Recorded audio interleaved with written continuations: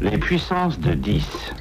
Un film qui traite des dimensions relatives dans l'univers et de l'effet causé par l'adjonction d'un zéro.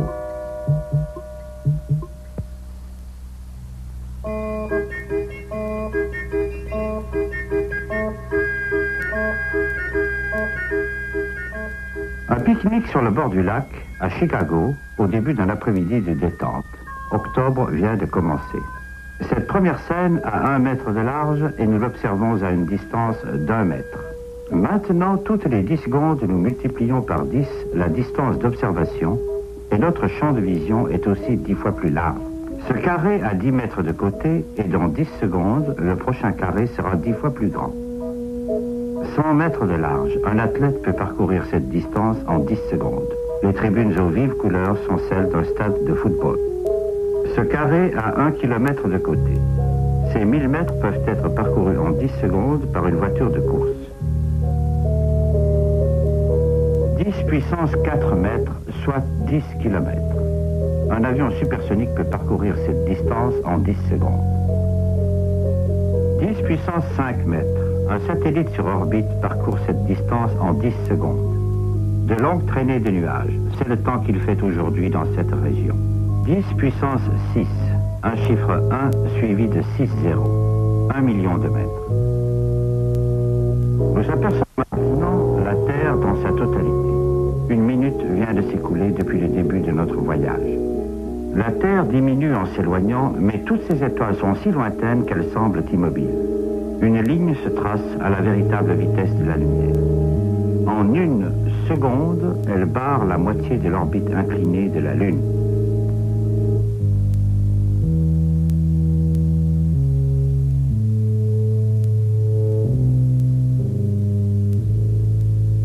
Maintenant, nous traçons une petite partie de l'orbite de la Terre autour du Soleil.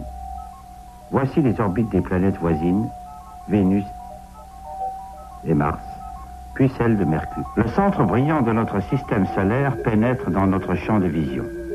Le Soleil, suivi par les grandes planètes extérieures en rotation sur leurs immenses orbites. Cette orbite spéciale est celle de Pluton. Une bordure de 9 millions de comètes, trop éloignées pour être vues, complète le système solaire. 10 puissance 14.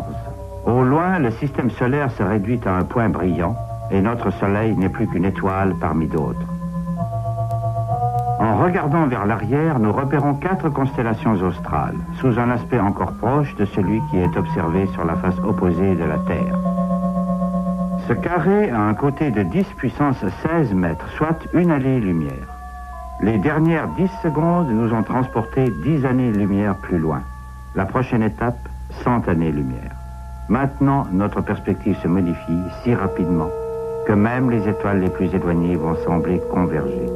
Nous dépassons enfin Antares, étoile très brillante, et quelques étoiles de la Grande Ourse. Un milieu normal mais inhabituel.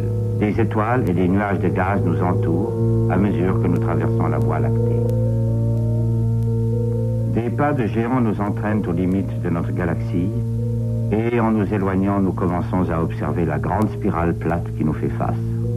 L'heure et la trajectoire que nous avons choisie pour quitter Chicago nous ont conduits hors de la galaxie, selon un parcours à peu près perpendiculaire à son disque. Les 2 petites galaxies satellites de la nôtre sont les nuages de Magellan. 10 puissance 22, 1 million d'années-lumière. Des groupes de galaxies nous présentent un niveau nouveau de structure. Les points brillants ne sont plus des étoiles isolées, mais des galaxies avec des myriades d'étoiles. Nous dépassons le grand groupe de galaxies de la Vierge, parmi de nombreuses autres. Nous avons parcouru 100 millions d'années-lumière. Nous approchons les limites des observations terrestres. Une pause, et nous allons commencer le voyage de retour. Cette scène déserte avec des galaxies qui semblent des grains de poussière, tel est l'aspect de la majeure partie de l'univers. La richesse de notre propre environnement fait exception. Le retour jusqu'au pique-nique sur le bord du lac sera accéléré. La distance par rapport à la Terre sera réduite de 10 fois toutes les 2 secondes. Dans chaque intervalle de 2 secondes, nous parcourrons 90% de la distance qui nous sépare de la Terre. Remarquons l'alternance de grande activité et d'inaction relative, selon un rythme qui se poursuivra jusqu'à notre prochain objectif, un proton dans le noyau d'un atome de carbone, sous la peau de la main du pique-niqueur endormi.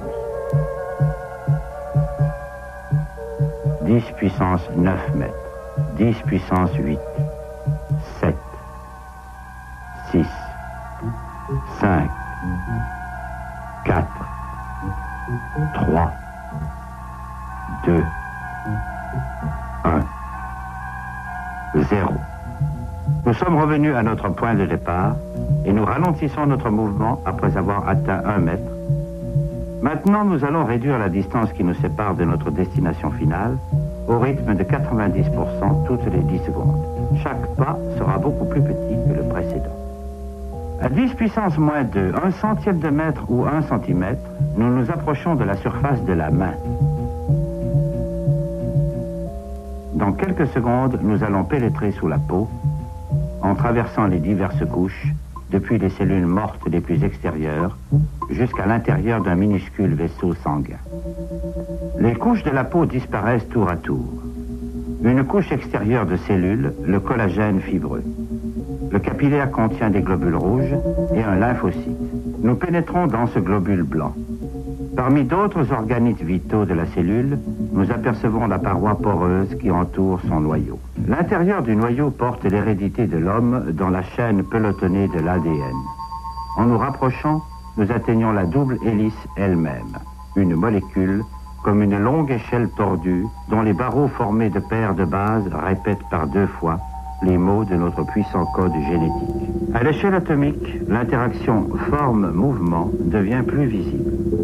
Nous nous intéressons à un groupe très courant comprenant 3 atomes d'hydrogène liés à un atome de carbone. 4 électrons forment la couche extérieure du carbone.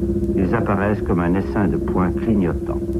À 10 puissance moins 10 mètres, nous nous retrouvons parmi ces électrons extérieurs.